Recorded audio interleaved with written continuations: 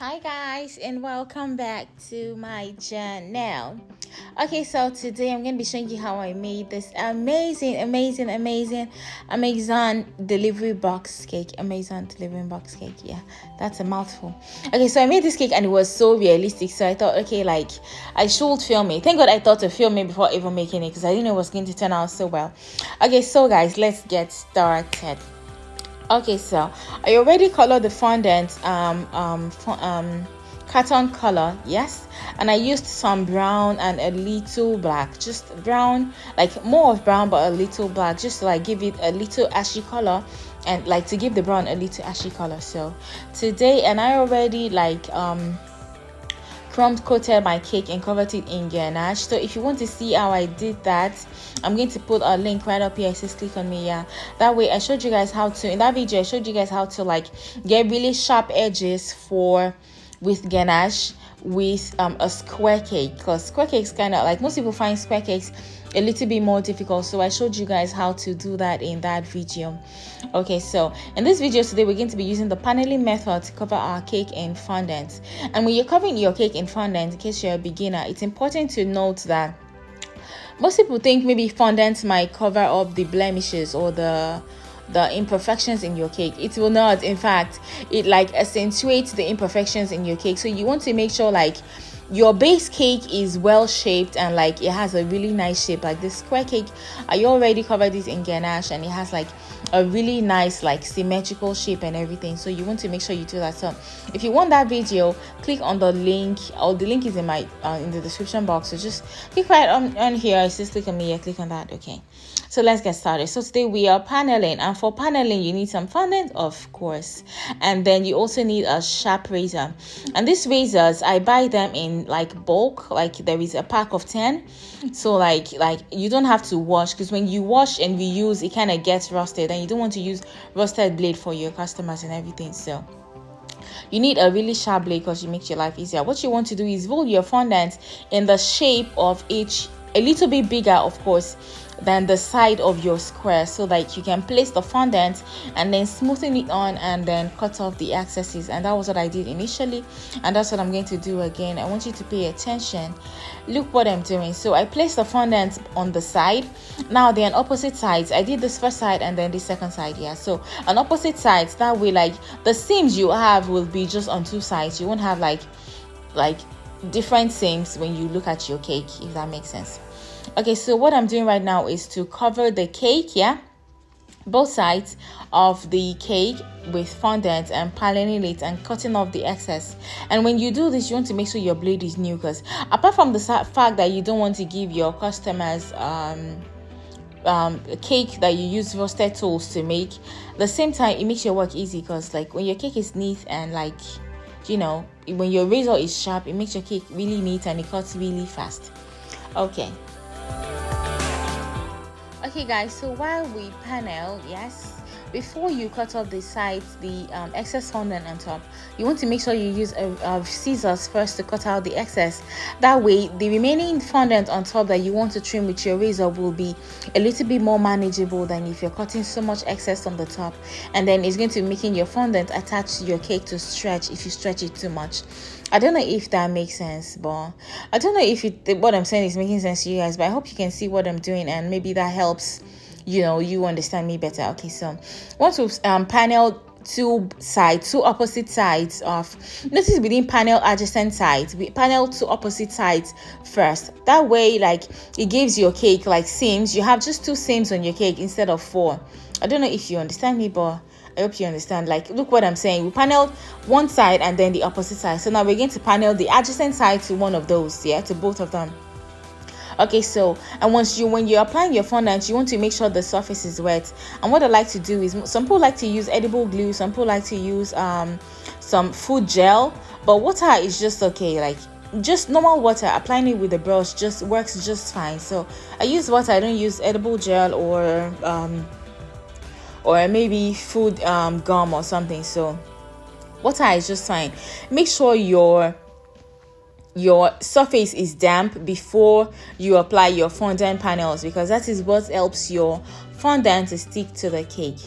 Okay, so while we are at this, I'm going to tell you guys why you need to subscribe to my channel and then like my videos and turn on post notifications because I post really awesome videos. Okay, so let me tell you. Okay, so guys, I post really awesome videos. Okay, I already said that before.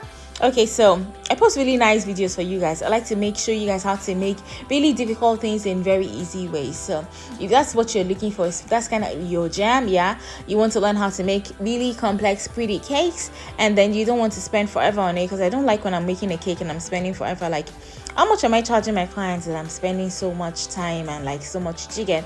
So and they are always easy. It's not like you're lazy, of course, but there are always easier ways to do things, no matter how complicated. Like, there are always easier ways, and they might even turn out better if you try. So this is what this channel is for. So if you're an aspiring cake decorator and like, or maybe you've been decorating for a while, this is an amazing channel for you.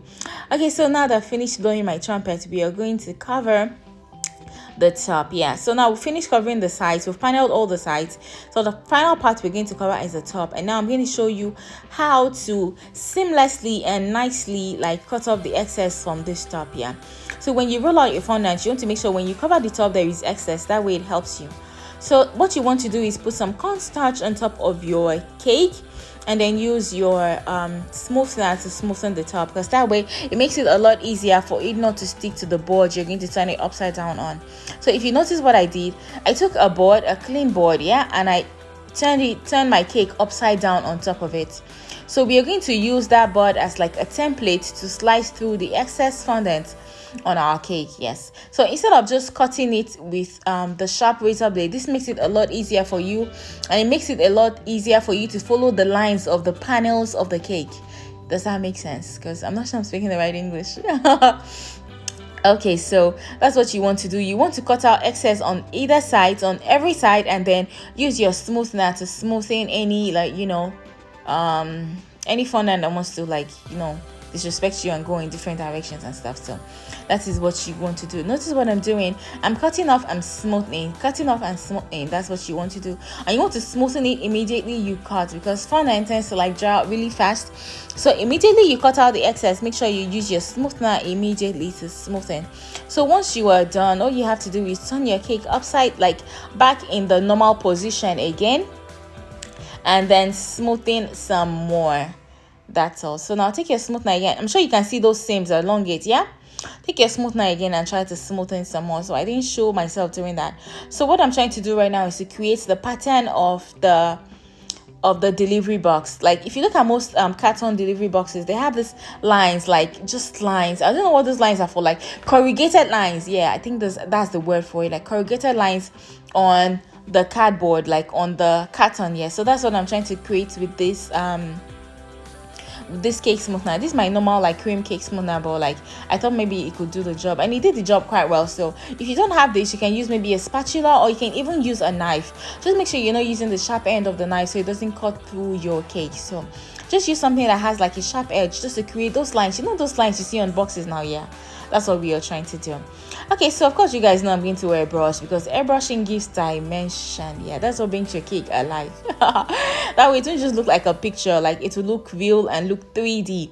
So that's what I'm doing right now. Like, I'm trying to airbrush the corners of the box, and that way it gives it dimension. It gives it like, it brings it to life. It makes it look real. It makes it look like it is an actual delivery box and it's sitting on a table. Like, airbrush, like if you don't have one and you decorate cakes a lot and maybe you sell them, if you don't sell them you might not bother, or maybe except you like to really pay attention to details and stuff. But if you sell cakes, you should invest in an airbrush. It is really great, and I'm going to put a link in the description box for you guys below. Like, one of the great brands, like the initial brand I used was that. So like, if you like to buy a really great airbrush, it's in the description box below, and it's going to be worth your time and everything. So, and aside that, most of the tools I used in this video, I'm going to put the link in the description box below in case you'd like to buy any of them, because I have really amazing tools that I can't give up for the world, because they make my life easier when it comes to cake decoration and like having the cake look exactly how I want it to look. So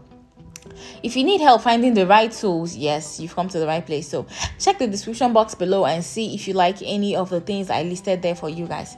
Okay, so the next thing I did was to take my steamer and then steam the cake. And what that does is that it takes away any excess cornstarch in it and makes your cake shine, basically. Okay, so what I did was I took some edible prints, yeah, that I already printed like Amazon logo on it and everything, so like it can match like a normal delivery box and everything. So I already printed that out and I already sliced it. It's edible, so everything on this cake is edible, basically.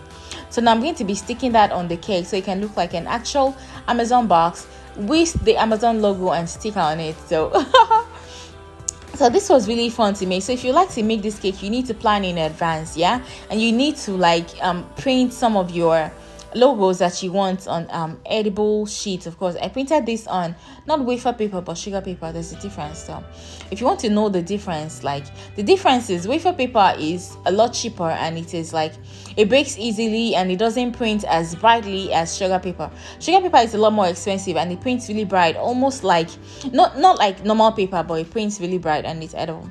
So in advance, what I did was I printed the name of my customer on top of like a receipt, an Amazon receipt I found on Google. So like I edited out the person's name and address and everything and put the details of my client to make it look like, you know, it was getting like an Amazon delivery. It was really fun. I really like to make these cakes for people, like, and it gives me so much joy, like, to make. Like, it takes a lot of planning and work, but it gives me so much joy. It gives me so much joy. So, and like I got really great reviews for this cake, so I was really happy.